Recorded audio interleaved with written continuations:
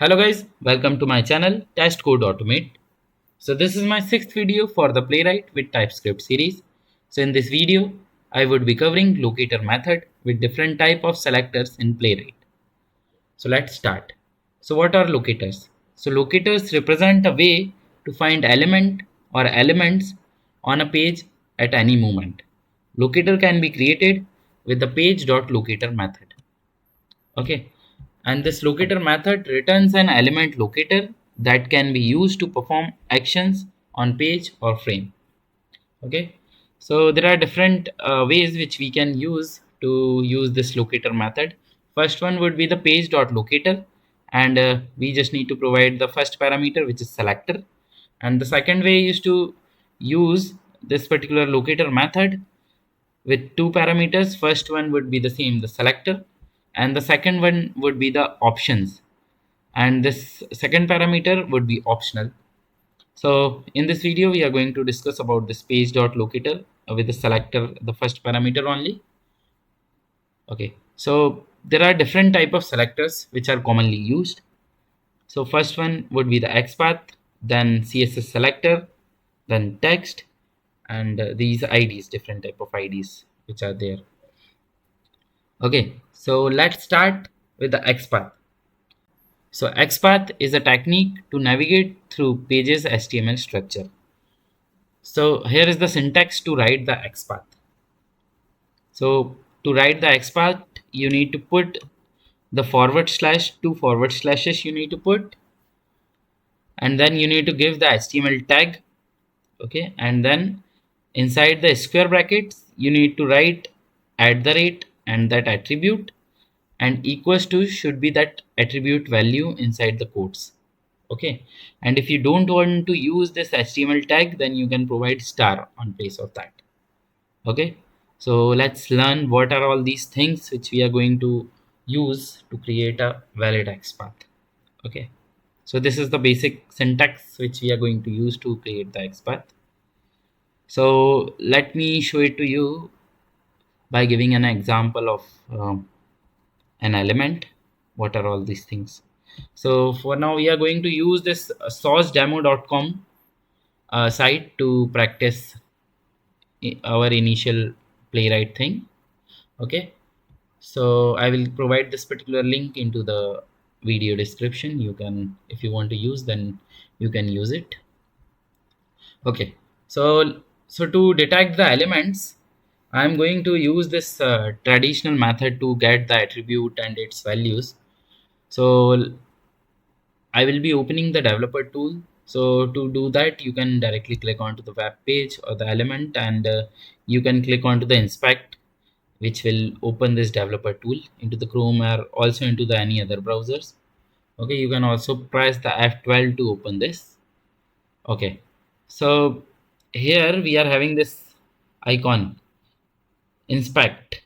So through this we can inspect any element. If you click here and if you mouse over onto any element, so it will get highlighted, see, and you would be able to see its properties here into this section. Okay, so let me click here onto the username field. Okay, so this is the username text box, and see, once I click here it will get highlighted here also. Okay, so this is the text box where this input is kind of HTML tag which we talked about, right? So here the HTML tag would be input. So after // you need to put the HTML tag, and then you need to put the square bracket, and after @ you need to provide the attribute. So what are the attribute and this attribute values? Let's see. So these class, placeholder, type, data test, all these ID before this equals to are the attribute. Okay, so these are all the attributes, and after equals to inside this double quotes you would be able to see its values. So let's say class is one attribute, and then its value is class's attribute value is input, error, and form input. Okay, similarly for the placeholder attribute, the value is username. Okay, so these are all the attribute and its values which we can use to create the XPath. Okay, so let's see how we can create the XPath. here. So to create the XPath, let's say if you want to check it directly onto the browser, you can press, after clicking onto this element in the DOM, you can press Control F. So it will open this find by string selector or XPath text box. Here, if you will create any XPath, you would be able to see that highlighted into the DOM here. Okay. So let's create one XPath using the syntax which we have used, or which we have just learned. So this syntax I'm going to show you how we can use it. Okay, so let's put these two forward slashes. Okay, and then you can put this input, which is HTML tag, and then inside the square bracket you need to put at the rate, and then here you need to go any attribute. So for now, let's use this name. Okay, so name is one attribute and equals to, and inside single quotes, let's put user hyphen name. So this value, you can also double click here and copy it and paste it to avoid any errors. Okay, so see, once I create this XPath, correct XPath, so you would be able to see this one of one. We are able to detect a single element, which is unique element, and here also it will get highlighted, and onto the UI also, if you will mouse over here, you would be able to see that it is getting highlighted. Okay, so that's it. You can copy this one, and we are going to use it into our test script. So now let's go to the test script, and there we would be using it. And one more thing here, as I told, if you don't want to use this HTML tag, let's say developer team is going to change these HTML tag, right, in future. So in that case, if your team is changing these HTML tags frequently, you can also put the star here. So directly, I mean, see, after putting the star also, we are able to detect a unique element only, right? So let's see how we can use this XPath. Okay, so here let me create one more file where we would be writing our test script. So here onto the tests folder, let's create one new file. So I will give the name practice locator.spec.ts. Okay, now here we need to import the test block from Playwright. Okay, and then let's use the test block, and here we need to provide the title as the first parameter. Practice of Playwright Locator method. Okay, practice of Locator method.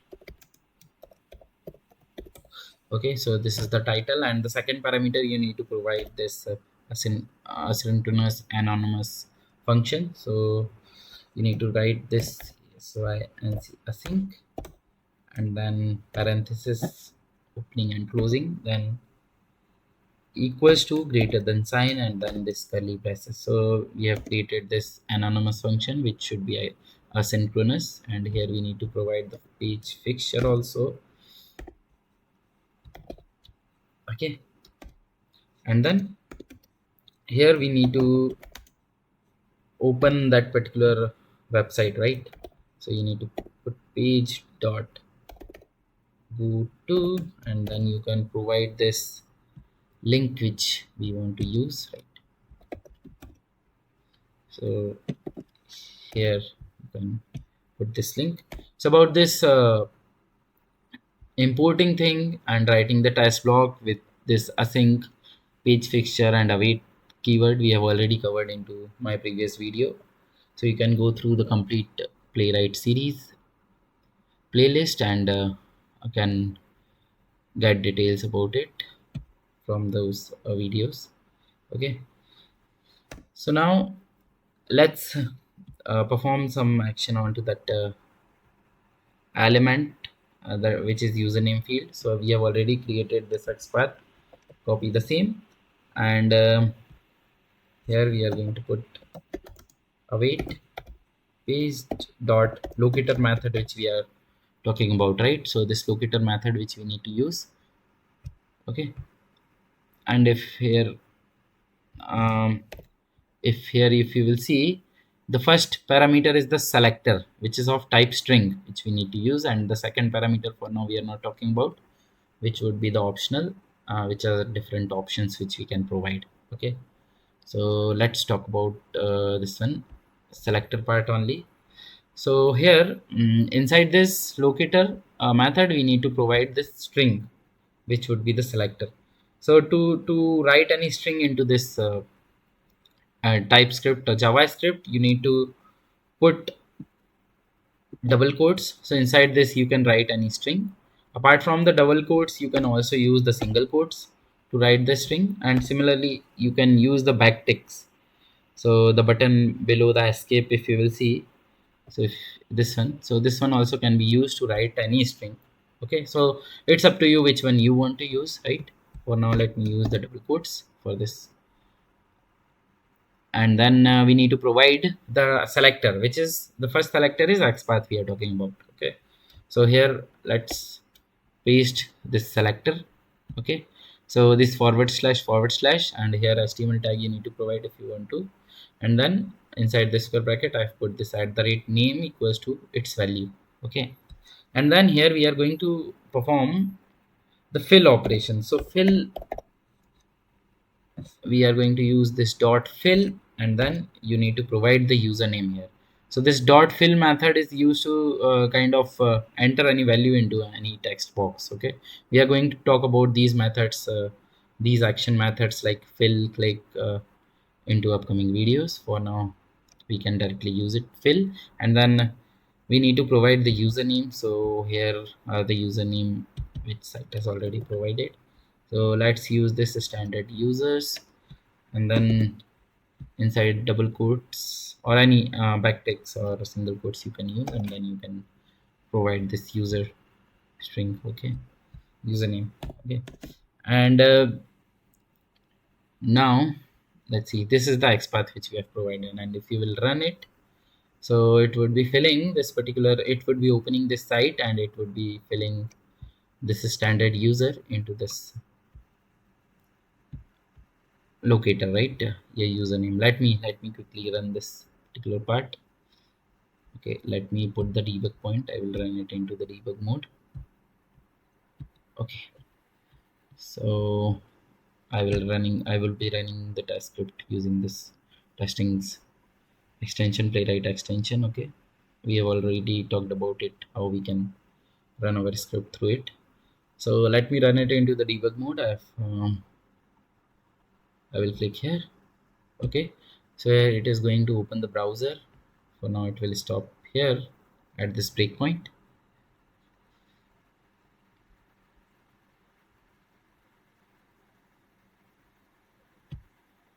Okay, so let's run this particular script only, playwright locator.spec.ts. Okay, so now the execution started.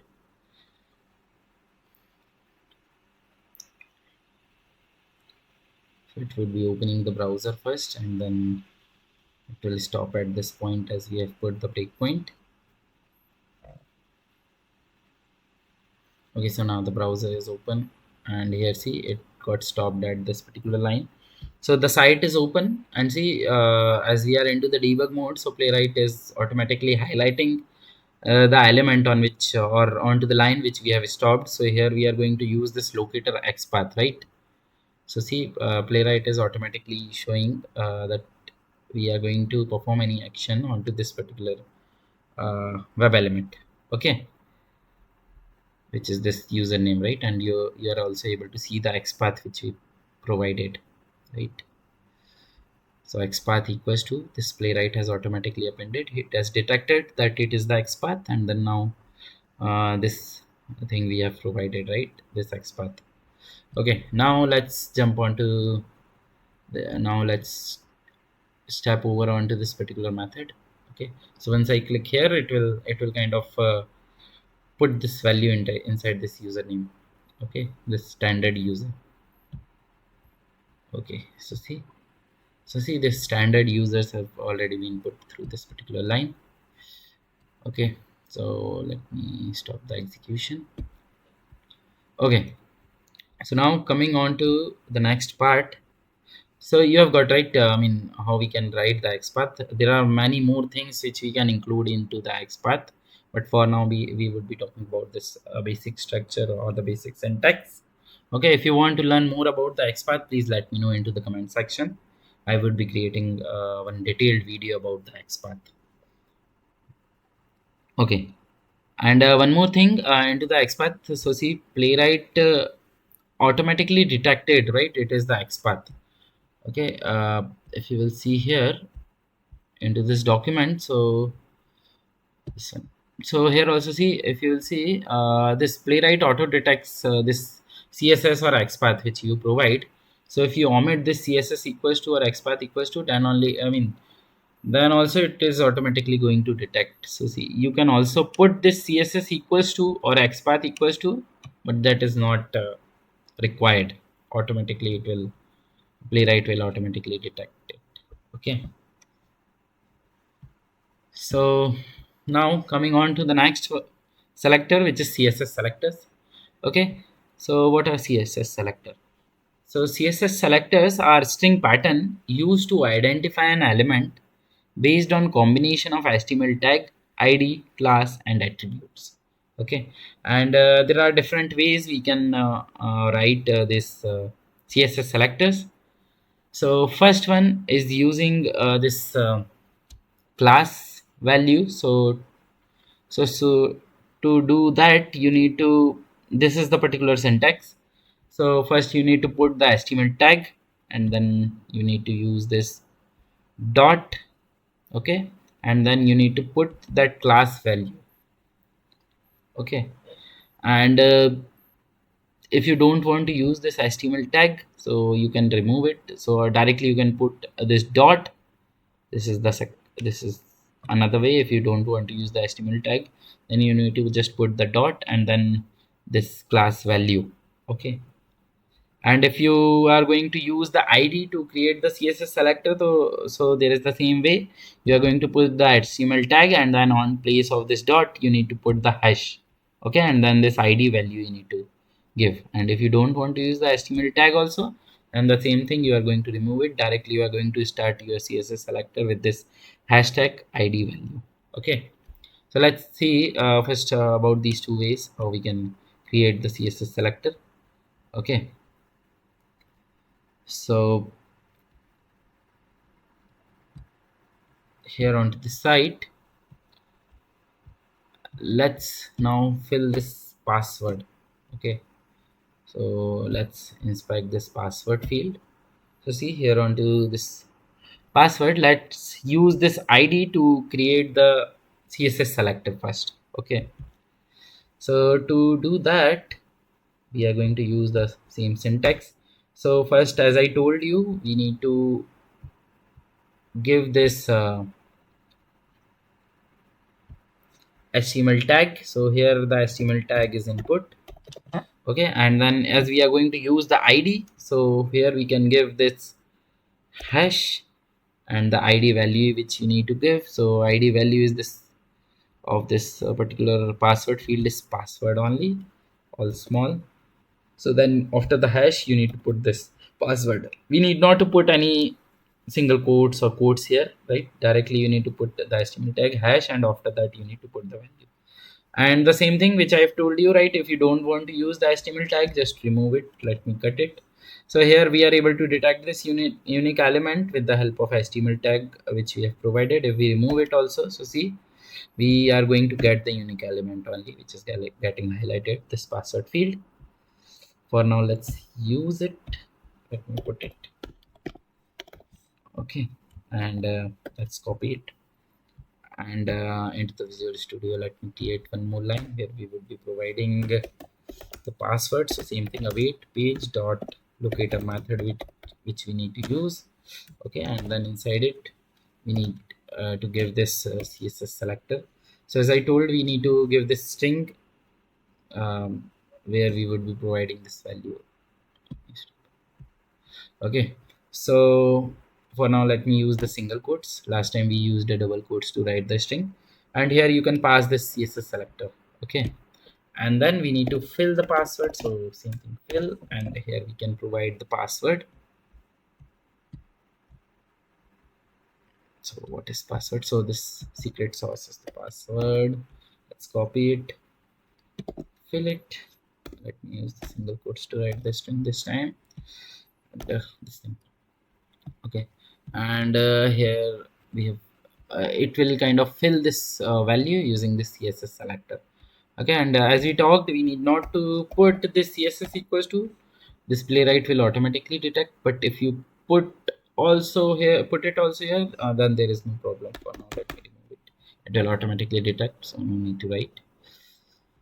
Okay, so if I run my script, so here it would be able to put the username, and then the second thing it would be putting the password. Okay, and let me detect this login button also. So this is the login button where we need to click. So we would detect it using this. We would be creating the CSS selector now using this class name which we talked about. So to create the CSS selector using the class name, we need to give HTML tag dot and then the class value. Okay, so this is the submit button, and here it is using two classes. The first one is the submit hyphen button, and after space this is the second class which they are using. Let's use only this first class to detect the element. Let's see if we are able to find the unique element or not. So the element, whatever the values which we are writing Xpath CSS, it should be able to detect the unique element on which you would be performing the action. Okay, so let's write it. The HTML tag is the button. Oh, what is it? It is input tag only. So input, and then you need to put the dot as we are going to use the class name, and then this submit hyphen button. Okay, submit hyphen button. So see here we are able to detect the unique element. It got highlighted. This one, login button. If you remove this, if you don't want to use the HTML tag also, that is also fine. We would be able to detect unique element only. So now let's copy it, and let's put it here. Let's create one more line. Await page dot locator method, and then here inside this time let me put the backticks to use the string. So see, I've put the backticks, and inside it I would be providing that CSS selector. And onto this login button, we are going to perform the click operation, which would be clicking onto the login button after providing username and password, and then it would click onto the login button so that we would be able to log in into the application. Let's run this particular script into the debug mode again. Let me close all the Playwright browsers. Okay, so let's run this one only into the debug mode. So we need to click here to start the debug mode. So it will similarly it will open the browser, and it will kind of fill the username, password, and then it will click onto the submit button, the login button, right? Now it has stopped here as I have put the breakpoint. Let's go one by one to see what are all the actions which are getting performed. Let me click onto this tab over, so it will go to the next line. So for now it has already opened the browser. Once I step over from this, so see here it has filled the username field, and now it is highlighting this password which where we have put the CSS selector, right? Input hashtag this hash then password. Then once I step over, it will fill the username, it will fill the password here, and now it is going to perform action onto this submit button, right? A login button. So see here it is getting highlighted, which is also showing this locator CSS selector, right, into the tooltip. So let's tap over. So once we step over, so here you would be able to see that we have successfully logged in into the application. Okay, let me finish this execution. Okay, so now coming on to the third way to write the CSS selector. So here this is the syntax. We need to provide the HTML tag. Okay, and then we need to give the square brackets, and inside it we need to provide the attribute name equals to attribute value. Okay, so if you will compare it with this Xpath syntax, so we need not to put this double quotes which we put into the Xpath, and this inside the square bracket directly you need to write the attribute name without writing this at the rate. Okay, and here after equals to we need to give this attribute value without any quotes. Okay, so let's create the css selector using this syntax. So let me open this site. Okay, so here again let's detect this login button only using this new way.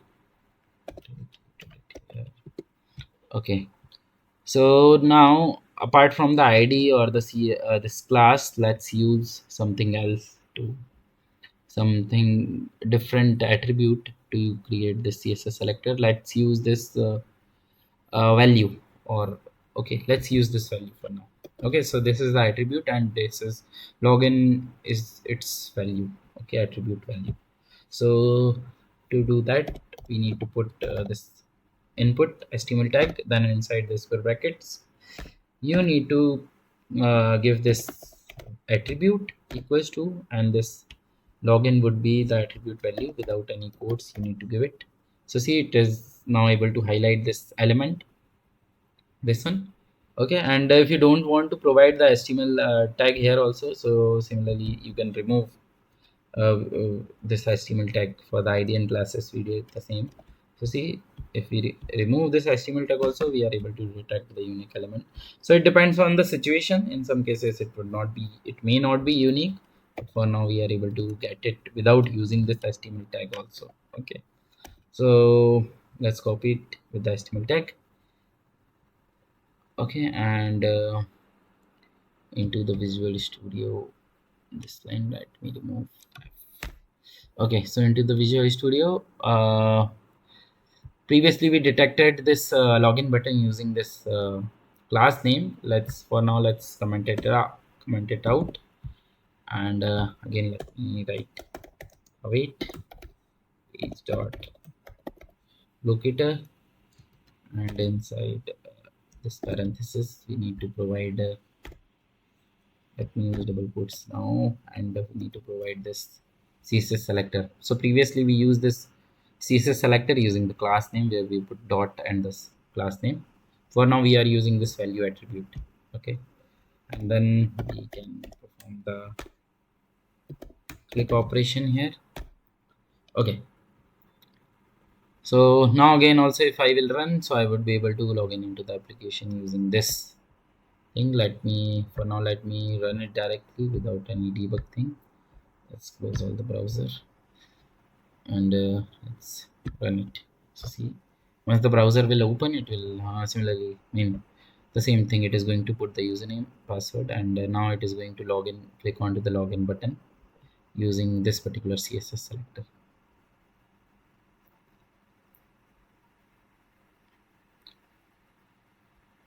Okay, so see, now it put the username, password, and it clicked onto the login button, and we are logged in into the application again.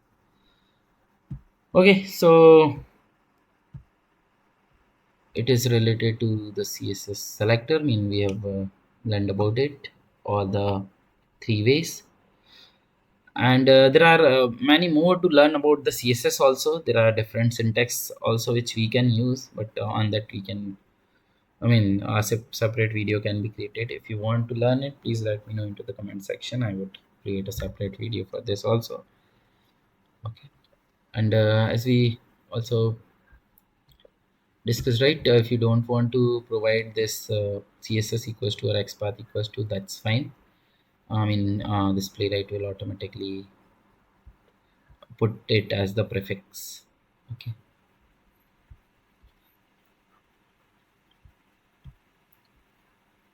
let me write this second way here where we are not going to use the html tag. I will copy it for your notes. Okay, and this html tag also we can use for this for writing the css selector or the xpath. So see here, if you will see, they have just used the button which is the html tag, but it is not recommended to use such a tag only, because you would not be able to detect the unique elements in most of the cases. I just wanted to show it to you.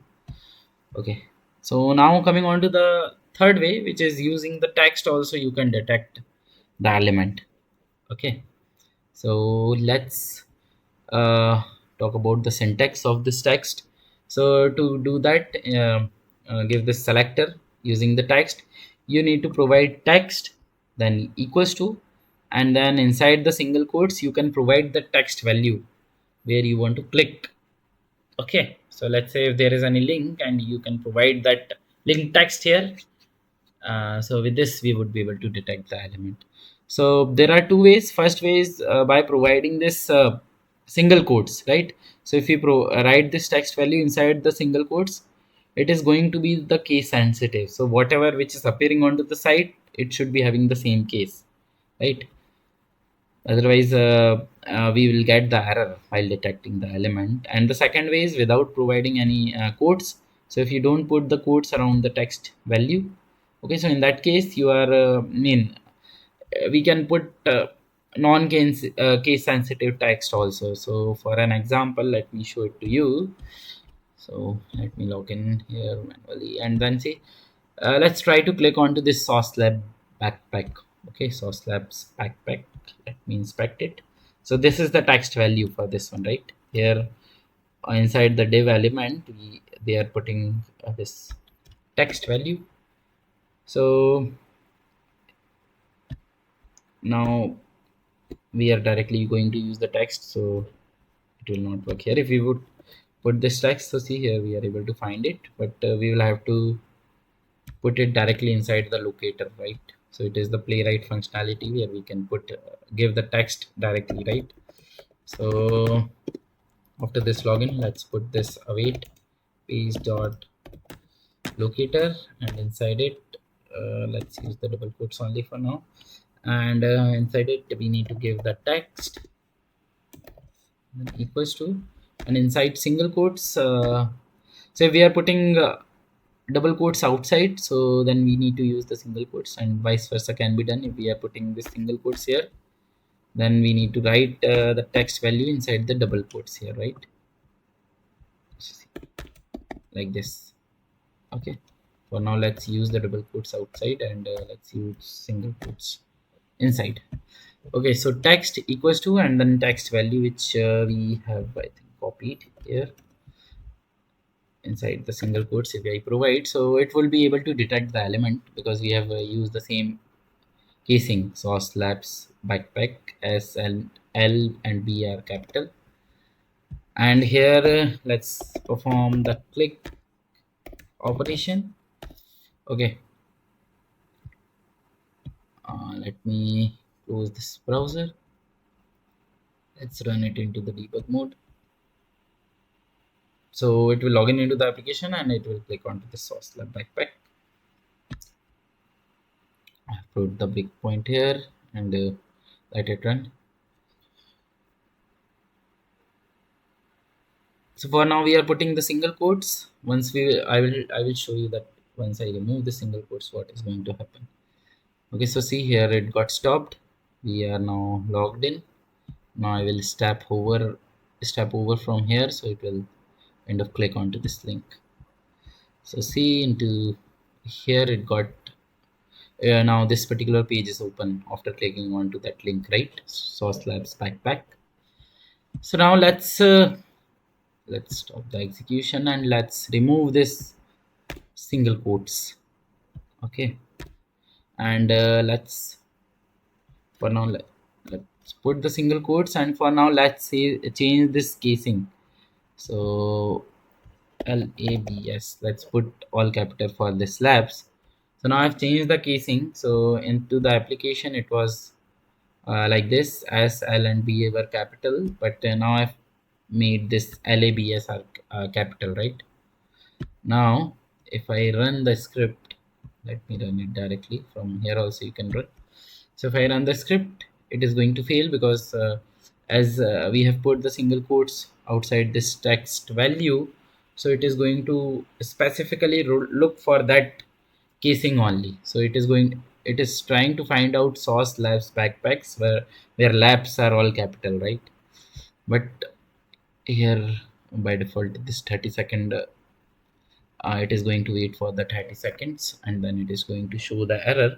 So see, we have because we have changed the casing and it is strict because we have put this quoting, right, quotes outside this text value, so it is going to fail. So see, it is not able to find this particular element and it waited for this particular time, but we were not able to get any element, so it got failed, right? It was not able to click here onto this line. So now let's remove this single quotes and use the same value. So here I am going to use the labs capital. Okay, let's close all the browser and let's run it into the debug mode. So I've removed the single quotes and the slabs are all capital, but now we would be able to detect the element because we have removed that quotes from here. So it is not going to look for the same casing, but only the value should match. Okay, so any casing if we write, so it will be able to detect. Let's run it into the debug mode.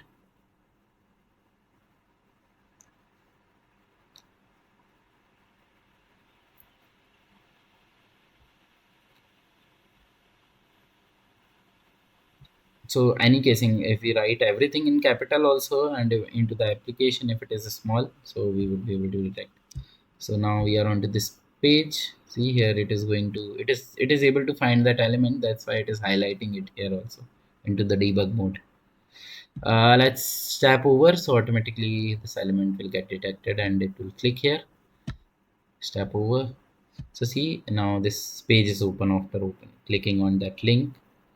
Okay, now let's stop or resume the execution, set to get completed. Okay, so it was related to this text thing which we can use inside the locator method.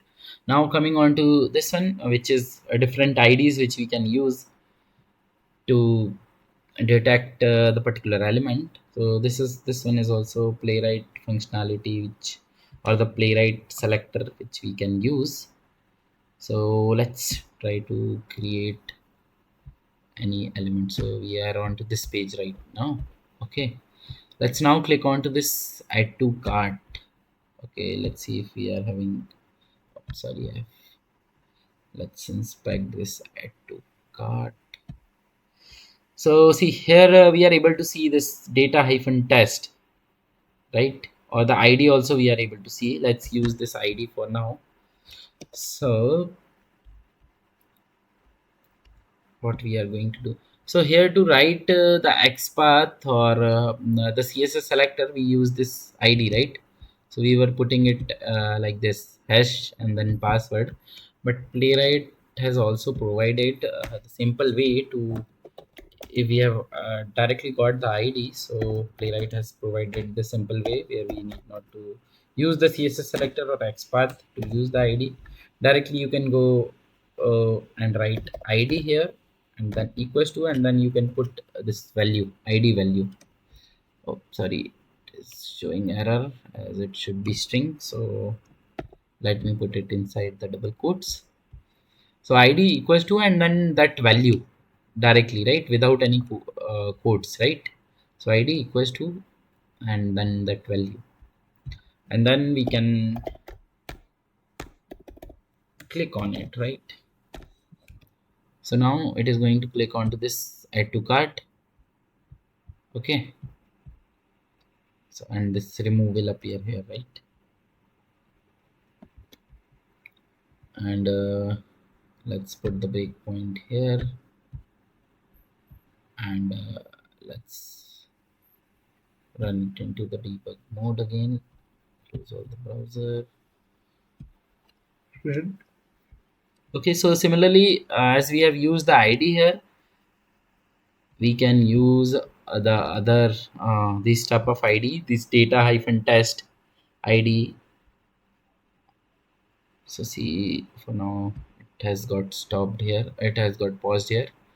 as we have put the breakpoint. And now if I step over, it will be clicking onto this add to cart. See here, it is able to detect it, so that's why it is getting highlighted here, this one. Okay, so let's step over, and once I step over, see here, remove button is appearing as it has clicked onto this one, right? Remove button, the add to cart button, sorry. Now the remove will appear. Okay, so similarly, as we were talking, right, we can use the data hyphen test hyphen id, or the data hyphen test id, or data hyphen test. So these are all the attributes which is provided by the development team specifically for the testing team. So in my project also, I mean, development team was providing such tags.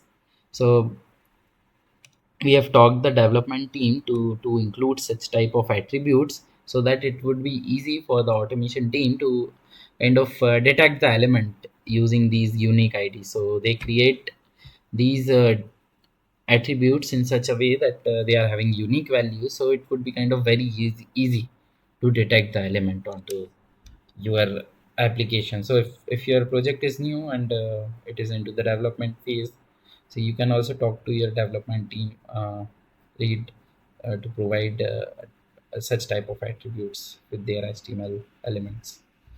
Okay, so similarly, here we used this id, we can also use this data hyphen test. Let's use this. So, let me move it. Let's use this one, data hyphen test, right? So the same syntax, on place of id you are going to use this data hyphen test, or any attribute which is provided by the dev team to you, right? So for now we are going to use this test, data hyphen test, and then equals to, it should be I mean, we need to put the value without any quotation. So let's use it here. For the same element add to cart, let me comment it out. Now we will click onto the add to cart with the help of this data hyphen test. So page dot locator, and here onto page dot locator you can, inside the double quotes, let's put is data hyphen test equals to, and then this data hyphen test attributes value. Okay, now let's click here. Okay, we have commented this line where we have detected the same add to cart element using the id. So once you put this forward slash, double forward slash in front of any line, so it will get commented and it will not be the part of execution, right? Okay, so let's close all the browser and let's run the script directly. So what will happen, it will log in into the application, it will click onto this sauce lab backpack, and then it will click onto this add to cart button directly. So let me run it directly rather than debugging.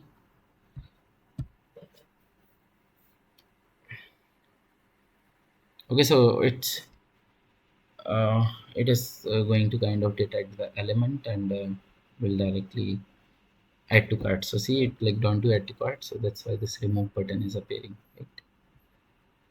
Okay, so yeah, those were the different selectors which we can use to detect the particular element. We can also give the options, as here you can see, for this locator method we can provide these options. About this I'm going to talk into the next video. Okay, for now that's it on to the selector part. Okay, and here one more thing I want to show you.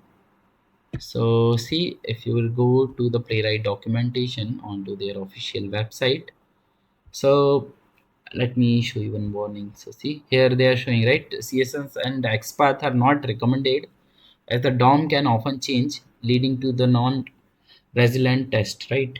And instead try to come up with a locator that is close to how the user perspective the page.